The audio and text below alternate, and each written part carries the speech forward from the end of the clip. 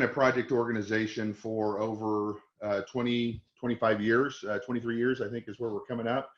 I was fortunate to be in a project organization from around 1992 and started running a project-based organization since 1997. So I've been doing this a long time. And some of the keys that really have helped us over the years, I think, are the same things that when Sage came to us about this topic are the things that helped us be successful over the past 20 years. And it's really dashboard-driven decision-making. We're going to talk about that today. How do we use information in real time to help us make decisions? Secondly, utilizing fact rather than gut. I've worked with a lot of organizations over the years that use gut. I would probably tend to use my gut a lot more if I didn't have dashboards that help me drive decision making. There's nothing wrong with gut feels and thoughts that we have in how things operate. But at the same time, as part of that, we want to make sure that we've got information that's helping us. And then with this COVID challenge, this whole remote world that we live in, where your team could be in the same office and literally could, the next month be somewhere else, really drives this thought process of how we're going to attack these challenges. So today, what we really want to do is cover the 3 challenges from the perspective of executive level, your C-level partner, CEO, CFO, executive level. We want to hit it from the operations manager, who's managing all the resources, who's managing the crews, who's managing those subcontractors, and how do they ensure that all of that is together. And the third thing is down to the project manager level, how do they manage? So we're really going to hit on those 3 areas. And so as a starting point, we're going to start with what you see here. This is our dashboard. This is our executive partner, CEO, could be a CFO level. We're looking at information that is impacting the organization as a whole during this environment. So one of the things that's interesting is from a cash flow perspective, a couple of elements that come in here. We worked with a SaaS organization that cash is huge. They receive big subscriptions. So as part of this subscription, not only are they selling a subscription, they're also having a project to go implement that SaaS software for them. So they have both projects that are elements of that, but they also have this big cash need as part of that. And so cash is part of the story. So what's interesting is if you look at this, you can drill down into this and see that there's $19 million cash on hand, which is great. When you really begin to look at it and see what free cash flow is, we see that we're really down in the minus 114. So of that 19 million, free cash flow goes out and says, okay, well, this is deferred, it can't be used. This is commitments that have already been committed to other areas. So what we truly have free comes in here. So this organization, this was a really key element to be able to see not just cash on hand, half the picture, but then see the other picture of how much of that is free and able to help with growth of the organization. In our One Vision's history, we got into projects. I did this years ago because we were a project organization. And a lot of the thought was if we could help organizations manage their, our projects better, we would know how to help them better. And so one of the things that's interesting is, some of the metrics that we see that we're not really used to seeing in our systems are things like this. In this case, we're looking at revenue per employee. So this highlighted area right here, we're seeing that revenue per employee is a huge measurement. For us, we've shifted over the last 5 to 7 years. We went from an on-prem, project management, project counting, CRM, HR payroll, on-premise where you install it on a network and go implement it, to an organization that sells cloud-based software that does the same thing: project management, project accounting, scheduling, resource planning, payroll, HR, field service, those solutions that are in the cloud now. So what's interesting is the dynamics of who we have changed, but our focus on revenue per employee has not. So in this case, we're looking at an organization that has seen some significant revenue growth here from last year at 7.8 million in this demo database to 19 million now. And then when you back it down to the number of employees it took to drive that revenue, we see that we're at 229 minus 151 a year ago. So we've almost doubled what we were doing as far as the growth on the number of employees that we've seen. So for One Vision, this is incredibly important for us, as we're always measuring revenue per employee and profit per employee over the last 7 years. The dynamic of what we do, we're still project-based, has changed, but those revenue metrics are very, very instrumental in helping us do that. So what's interesting is you could say, well, is that good or bad? Well, as you begin to trend this over time, we see that we're on a gradual trend down on our revenue per employee information. So this stuff really matters. It's something that we can see over time with some of the decisions that we make from an executive level. And it's what really we're keying in on, this organizational execution from the top level of the organization. Worked with an engineering company we had worked with where we came across them because they were doing payroll, HR, applicant tracking software. And they were going to implement that. And as we started to dig in more what they were doing, they were hiring a lot. They had a lot of revenue behind them. They were projecting a lot of growth. And what was interesting is that their revenue did grow by 20%, but their employee base grew by 50%. And you could really see it in this metric of revenue per employee. So they could see, yeah, the revenue growth was 20%, which was great.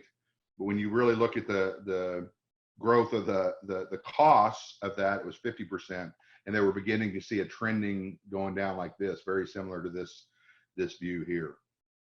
Another thing at the executive level that, when we're talking about organizational execution in a project organization in times like this, the ability to come in here and really be able to see, what we're looking about when we're tracking against the plan. So, here we may be looking at overall, or we may be looking at, comparison against the plan. Here I can see where we have some problems. I can see that either month to date, year to date, compared to our budget plan, and I can blow this up and drill down into it, all the things that you want to do.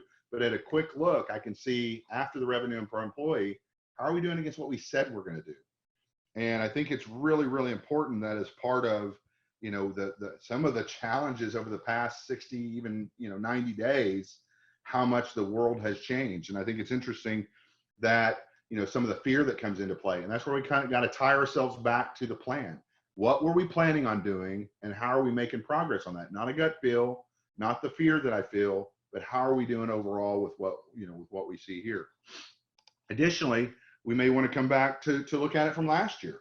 How are we doing, not just the plan for this year, but how am I comparing back against where I looked at last year at this time, so I can see where we were compared to where we are and be able to track these things. These are called performance cards. They're key things that organizational execution is dependent on, to see at an organizational level, how are we doing compared to what we said we were going to do? And that's a really, really important key part of that. The next thing we really want to get into is, again, at this executive level, and as we're, executing against what we said as an organization we're going to do, this information is really, really important. Beginning to see where, so we see how our performance is doing now, why are we performing that way? One of my favorite Mark Cuban books was, talked about the first, key to success in a business is to be successful. And then the second most important thing is to understand why you're successful. And so one of the things that this tells us that I think is an interesting story is that a couple of years ago, we worked with a project organization in Texas. They were a 40+ year electrical service provider. They provide not only the original installation, but also the service on that on a regular basis. And it had been around for almost 40 years. And one of the things when I came across them was they were growing exponentially. And so we came in and looked at what they were doing, and it was interesting because they, literally went from pretty steady growth over, 40 years to this huge spike in revenue. And what was interesting is it kind of looked like this. We're beginning to see this net income loss here for what we're having.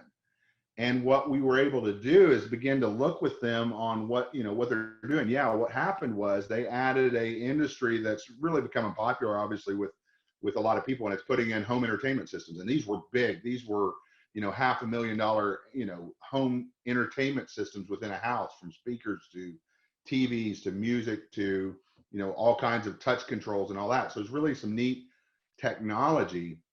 But as they drove down on the data and actually drove into, say, the electric part of what they were doing, when they drilled down, they saw that, wow, the 40-year trend that they'd been doing is where all their profits had come from. So when they refreshed and just changed it by a dimension, they were able to see that all of a sudden, from a company performance perspective, this was driving a huge portion of this. So when they just drove it down to one segment of their business, they saw that all the revenue was coming, all the net income was really coming in here through this, this time period. And so even though they had revenue growth in another segment or line of business, they really had made their money, and they actually dropped it. After about a year and a half, they dropped that other one that had driven so much revenue because they realized the 40-year history was where they were making their money. Spending a lot more energy in doing that. So in these times of everything that's going on, we've got to be able to have this, be able to see this in a real-time situation and understand what's going on. So one of the things that I think is interesting is, if we'll go back to this first one that we were looking at, in this scenario that we had 19 million cash on hand, this is not exactly the data, but it was modeled after the data that we were talking about. Is that what was interesting is when they saw the cash on hand, and yet you come down here, you see this beginning to trend down. We're actually at negative 114,000 of free cash flow of the 19 million. What's interesting to see how that happens over time. I think as I look about forecasts, from an executive level, it's not just about laying out a plan, but then forecasting to what do we see to the future. If I move this forward and I say we're now going to look at, 4 or 5 months later in this environment, update it, what we're going to see is our cash is going to go down here. So we went from 19 million to 7 million cash on hand. But as we look at free cash flow and what begins to happen in the free cash flow, we get to see the impact that we had on the organization was significant. So in this case, just by moving forward 4 or 5 months, and as we begin to forecast out, our free cash flow is 2.3 million on 7.3 million available. And that's part of our forecast, is beginning to see the trends that are happening and forecast over what's happening. That's what's really important. I think it's interesting with everything going on is that trends play out over several months, but comfort or fear often operates in just a day view. And so if we can begin to have the tools to not only see how are we executing against the plan from an executive level, but also then projecting that out from a forecast perspective, that's where we begin to see growth as an organization. So from an executive level, it's all about driving the executional plan that we have. From the operations level, when we have people that are spread out remote, it is really important to be able to come in here and see how we're doing operationally. So where I went from an executive view of how the organization is doing, now I'm beginning to take a look at, well, how is the operations? How are we driving operations through this organization? We're project-based, so the sum of all our individual projects tells us as an organization how we're doing. So one of the things that we get to see here is, which of these projects, this is an overview of maybe all the projects going on within the organization. I got 4 of them. They're really outside of where we said we'd want to be. So we wanted to be, at least at 21% profit margin. So anything below that is where I need to spend my time. So as an operations, I can see that the ones that fall outside the profit margin that we're looking at overall, we're at 22% profit margin. I can see what my monthly profit margin is. I can see what my, overall, my monthly, is down a little bit over last month, but still above my overall goal. So I can see that. I can see that we have 13 active projects that are driving through this organization. And again, as an operational view, I can look at the whole operations. I can change it, and I can look at it maybe by project manager, which we'll look at in a second, or maybe the types of projects that we're looking at. I may want to look at a region or a location. How are we doing within a different deal? So operationally, you may have multiple layers within your organization depending on how big you are, but the role that I need to drive organizationally and operationally is dependent on the data that I want to see, and then the dimensions that is, whether it's by location or whether it's by types of jobs or project managers. So what we get to see is, the ability to drill into contracts or estimates or commitments to see how we're moving daily and how we're driving this job forward. That's a big thing for how we set this up. Especially if let's say we just wanted to look at maybe GC projects. I could filter this, and all of a sudden everything I'm looking at is only looking at just the ones that are GC type projects. It could be ones that are just starting or ones that are in new lines of business. So as we're thinking about operation, what we do, number one, we have to analyze the performance of the projects. How are we doing? Number two, within the types of projects that we're doing, are there better ones that we're doing? Here, if we want to go look at the individual profitability by individual projects, we can go drill down into this. Or maybe we even want to get down to the customers. Which customers do we tend to be being more successful with just by looking here, and realize that if there's 2 projects that are coming in, maybe we're going to give more attention to one that we tend to work better with than one that maybe we're struggling quite a bit with here. So all of that operationally is something that it's in my, as an operations manager or operations area, that's something I've got to control. And I need to, number one, have a mindset that says I'm looking at the overall parts of the organization. And then secondly, we also want to drive it into being able to have tools that allows us to see that data in a regular time. So one of the things that we get into is working with organizations that have this. And we worked with one group that really, some of this was modeled after. I originally talked to operations manager, and he's very frustrated because he created his own systems and actually had two people who were, writing reports for him in the operations. And then the project controls that more relates to the accounting group, they had a couple people writing reports. And finally, the straw was operations called me because they hired another person that was doing a reconciliation between the two groups of reports. And as unusual or sad as that sounds, we actually see that a lot. And it's because as an operations, we're typically driven, to go get things done. And so we go get reporting, but we develop it ourselves instead of letting it all roll up together as an organization. And especially when we get in times of where we've been remote because of the COVID, one of the challenges we get into is we can't just walk down the hall and find out where we're at operationally. So we were able to help them with some reporting that looks, very similar to this in some areas of the things that were key for them. And so that they could come in and drill into, project costs, estimates versus actuals, where are the big contracts at, where are our best margins going on? And then even from a customer, we tend to have a lot more success with this customer from a project margin perspective. So it's looking at those things and analyzing what we're doing. The final piece of this from an operational standpoint, as we think about keeping teams on the same page, the biggest thing that I think of in this is when we talk about backlog or forecast, backlog being how much work do we have left to do, and then also the forecast. So from a standpoint of where are we, where are we at on these projects, what do we have left, and where are we headed? Where we headed is looking at, our opportunity projects. You can have types in here. So the ability to go see, give me all the pipeline or opportunity type projects that we can see are very, very big with the whole goal of answering, something like this. Are we understaffed? Are we overstaffed? In this case, if I want to look at the resources, are we assigned here? Where do we stand on these projects for purposes of the overall organization? And, do we have enough work coming in? Do we have too much work coming in? Both of them could affect our performance and keeping our teams together. So again, keeping teams on the same page, number one goal of operations, having tools that give me in real time, and then most importantly, don't create separate reporting, but everybody uses the same data. They may just have a different view. So the final piece of this that we'll be doing as we're kind of wrapping up is the third look of this is the project manager, being able to assess the individual project performance. So being able to see over here, myself as a project manager. So I've got my projects loaded instead of having everything like we had here. Now I've just got my projects right here. And so all I'm able to see are the things that I'm focused on. Instead of 15, I only have 3 projects that I'm managing. And I can really see that of my 3, I need to spend some time on this one because that one seems to be a problem within the margin of what we're doing. And so as I'm driving that together, one of the things that I see, operationally, we talked about some of the reporting challenges.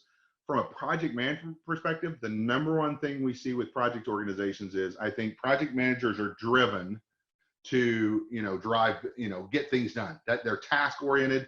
They're very fanatical about getting things done. So one of the downsides of that is when they don't have the information from your existing systems, whether it's project accounting, project management, scheduling, whatever, they're going to go create their own systems. And so they're very, very good at getting things done. But all of a sudden, we've broke down everything we built from the operational, the executive level, down to the operational level, now down to the project level. We broke that. And in this case, you can see it is very similar. In this case, I made it the exact same information that, I, as a project manager, am viewing compared to what the operations are managing. It's just when I scroll down the page of what I'm looking at, it's just my world. I'm just seeing my 3 projects. I'm seeing my profit margin. I'm seeing my change in monthly project margins. I'm seeing no more jobs for me this month, but I do have 3 that I'm driving, and I really need to drive this one the most because I've got some issues with it. I can come down here and see of my contract amounts or my estimates versus actuals. I'm seeing the same world. I didn't have to create a separate view of the reporting. And so as part of that, it's being able to really look at the types that we're doing. I could even take it back a step further and even drill down within those three and spend time with each one to see what, what I need to spend my time on. So as an example, some of the things that I like to, as a project manager, drive down, here's some examples, some things that I've seen over time. What's my labor trend? Really getting to see what the labor trend is on my jobs. If I'm professional services, architecture, engineering, that's really big. If I'm construction, maybe it's crew. How's my subcontracts do? The other thing that I'm really focused on as a project manager driving it is I want to really focus on my cash position. I'm a big fan of putting this in front of people, is that project managers can do a lot to help the overall organization by seeing the cash performance of their projects. How much can they push? How long is it taking us to do multiple, data entry to be able to get a billing out versus getting it out and seeing my cash position by projects? In this case, I can see I'm in a really favorable spot on all these, except for this one here that I'm doing. Really seeing utilization. I'm really trying to drive my crew, my team, my group that's working on my projects. I want to see where they're at. And in this case, Isaac needs some work. I can see that really seeing my group of projects and my things are really, really important for what we see there. So those are the things that we begin to see as far as as a project manager. The final thing is really looking into project health. I love this. We have different scenarios of this, but in this case, I'm looking at billings compared to budget, cost compared to estimate to complete, and seeing those percent completes and then measure them against maybe a schedule, Primavera project. We have a lot of different tools that we use to see that schedule and then compare whether we're okay or not. If I compare where I am percent complete compared to what I think we're at, compared to what maybe the schedule thinks we're at, we get a projection of what project health looks like.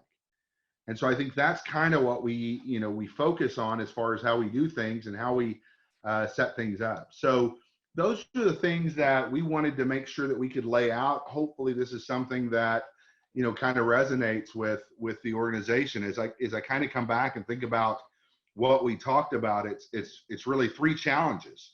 From the top, organizational execution. Doesn't matter if we're all in the same building, if we have multiple offices across the country, or an event like this has pushed us into an uncomfortable deal of being remote, we should all be on the same page from an executive level and make sure that we are driving what the objectives were for the month, the quarter, the year, 3-year period.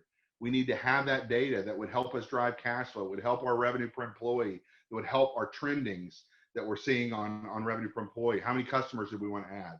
Those things at executive level that are driving that forward, I think are really, really important. Secondly, keeping the teams on the same page. So our operations group that is, focused on keeping us on the same page and making sure that we, all of our teams are executing, all of our project managers are performing the way we're supposed to. We don't have too much work. We don't have, we can work with business development on how, what's coming in the pipeline, so that we're not understaffed or overstaffed. We're constantly looking at threats. And so the beauty of this dashboard-driven decision-making is at the executive level, we're operating against executing against our organizational plan. At the operational level, we're executing with the work that we have, and we're bridging the gap between business development to make sure that we have more coming in based on our workload and how efficiently we're pushing it in. And finally, the project managers are driving the best performance they can from a cash flow perspective, from a client satisfaction perspective, from driving those items through there.